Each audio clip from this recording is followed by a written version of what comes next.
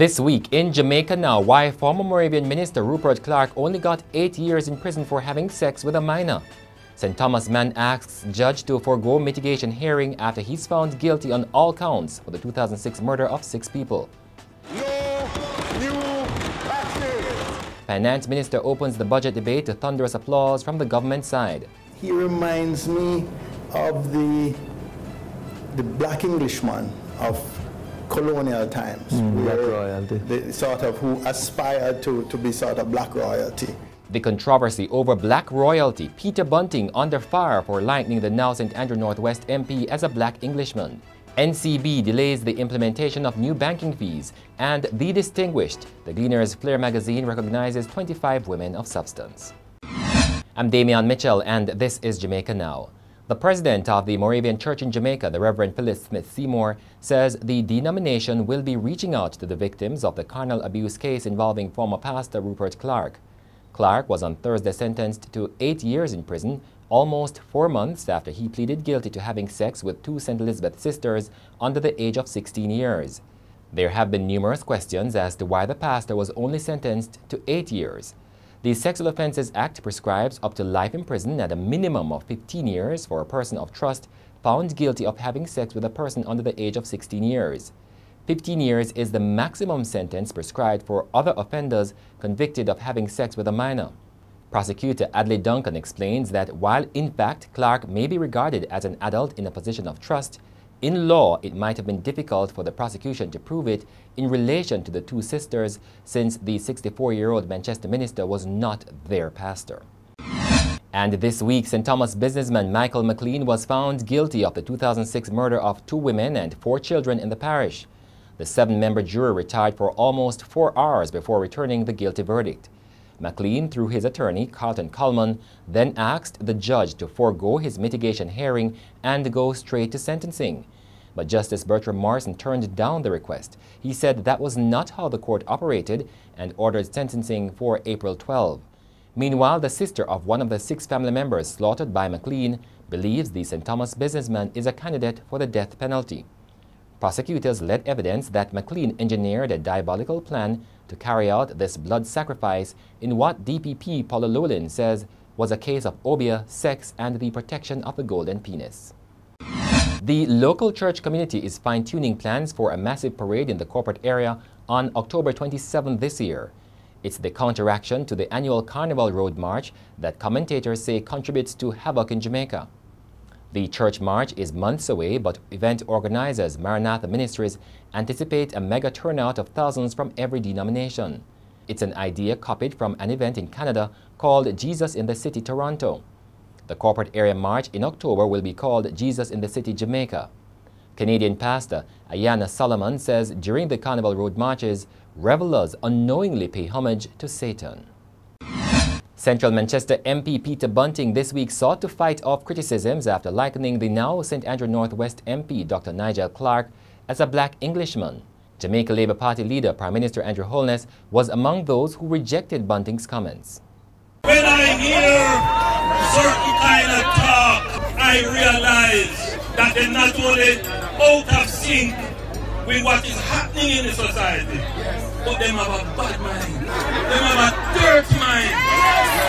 Because firstly, them start to grudge of your house. Now they grudge of education. And this is the controversial comment made by Mr. Bunting in an interview with Dr. Garnet Roper. What do you think are his kind of strengths or weaknesses, as you see it? Well, I think Nigel is clearly somebody who is also, has outstanding academic achievement and qualifications. In a sense, he reminds me of the black Englishman of colonial times, black royalty. The sort of who aspired to be sort of black royalty. Somebody like Hugh Small's father, Justice Small, was spoken about in those ways. You had somebody like Ludlow Moody, Dr. Ludlow Moody, who was Norman Manley's brother-in-law, very much in that sort of mold, the Esquire type. The Esquire type, great English, British education, and sort of in a sense, mimicking the values and the affectations of the former colonial masters. So, you know, the sort of classical music, appreciation, etc. Very much, in a sense, culturally contrasting with the, you know, the sort of rural, down-to-earth ethos of Acacia Hill. In Monday's by-election, the JLP's Dr. Nigel Clark polled 4,448 votes to beat the PNP's Keisha Hale, who got 2,812 votes. In another by-election on Monday, former school principal, the PNP's Jacqueline Lewis, polled 2,062 votes to retain the Norman Gardens division for the PNP over the JLP's Hedley Wilson, who received 124 votes.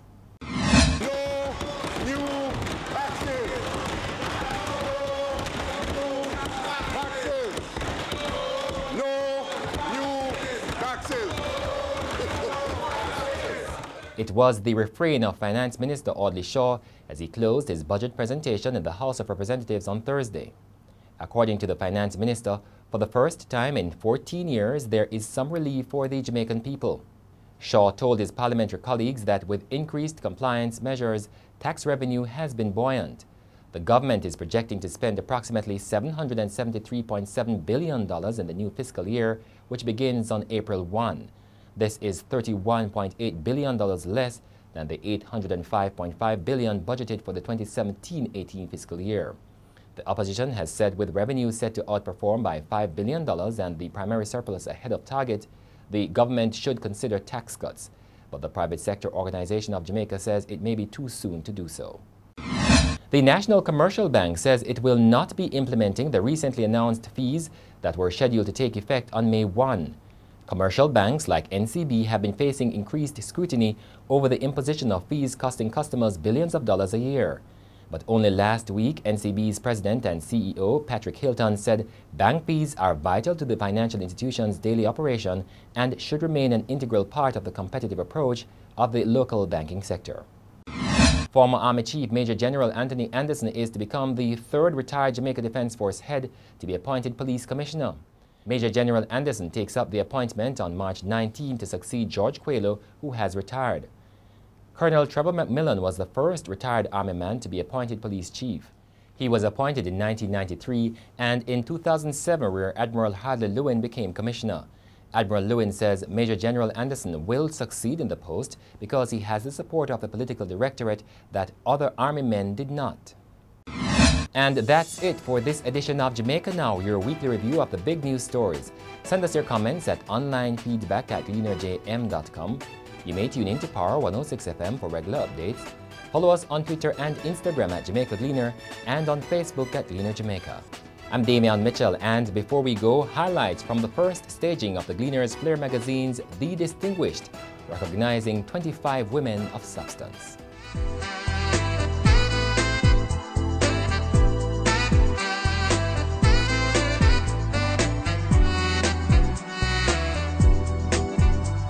And oh, how radiant they are looking from this angle.